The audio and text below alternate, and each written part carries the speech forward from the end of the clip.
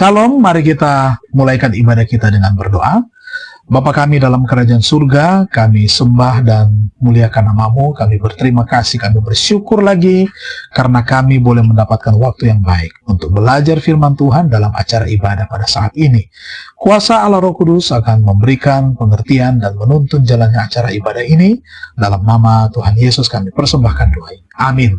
Nah, judul pembahasan firman Tuhan pada saat ini adalah pria berbaju putih. Ayat tema, anak manusia datang bukan untuk dilayani, melainkan untuk melayani. Matius 20, ayatnya yang ke-28.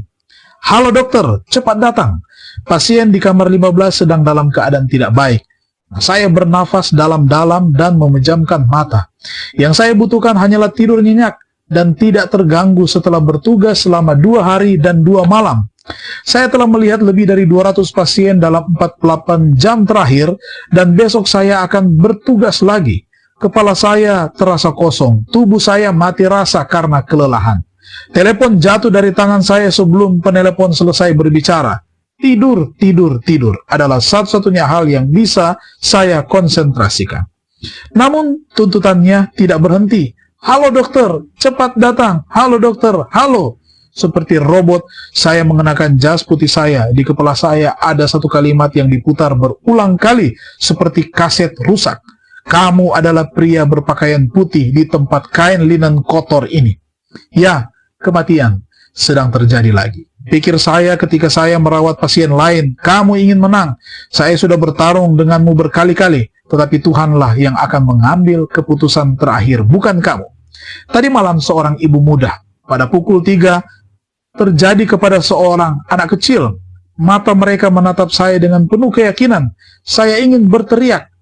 Kata AIDS menusuk otak saya. Saya tidak memakai jubah Tuhan. Saya tidak lebih dari jari kelingking kecil di tangan Tuhan yang perkasa. Tetap saja saya melawan dosa, kegelapan, dan iblis. Sepertinya saya sudah melupakan orang-orang yang keluar dari pintu rumah sakit yang dilingkupi kegembiraan. Tubuh mereka kembali sehat. Saya memang bertanya-tanya tentang jiwa mereka, tetapi hanya sesaat. Saya harus bergegas untuk mengurus orang lain. Saya masih berharap andai saja saya tahu jawabannya. Tetapi bagaimana cara menyembuhkan yang tidak bisa disembuhkan? Saya belajar untuk rendah hati, bekerja daripada tidur, berdoa daripada menangis. Dan saya terus berlari menyusuri koridor menuju kamar 15. Saya di sini, temanku. Saya memahami pertanyaan di mata Anda. Mengapa saya? Anak-anak saya masih muda. Tugas saya masih jauh dari selesai. Saya memegang tanganmu. Saya memberimu suntikan untuk menenangkan rasa sakitmu. Tetapi saya ingin menangis. Ya Tuhan, saya kehilangan seorang teman. Namun pria berbaju putih tidak seharusnya menangis. Mereka tidak menginginkan air mata saya atau perasaan saya. Hanya keahlian saya, otak saya, tidur saya, hidup saya. Ya Tuhan, bagaimana Engkau menanggung kesengsaraan dunia ini? Bagaimana cara Engkau menyembuhkan? Kalimat kita harus berdoa untuk menghibur Tuhan terngiang di telinga saya. Apakah itu benar Tuhan?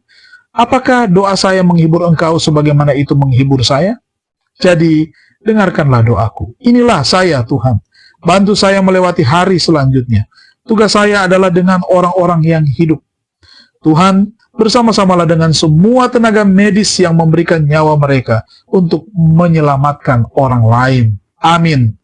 Verena Jegi ditulis sebagai penghormatan kepada suaminya, yaitu seorang dokter di rumah sakit Malamulo di Malawi, Afrika.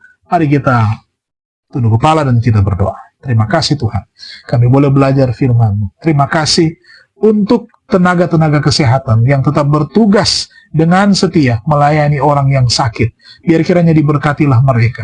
Mereka boleh mendapatkan kekuatan, mereka boleh mendapatkan hikmat di dalam tugas mulia yang mereka laksanakan. Diberkatilah semua umat-umat Tuhan yang sudah sama-sama beribadah pada saat ini.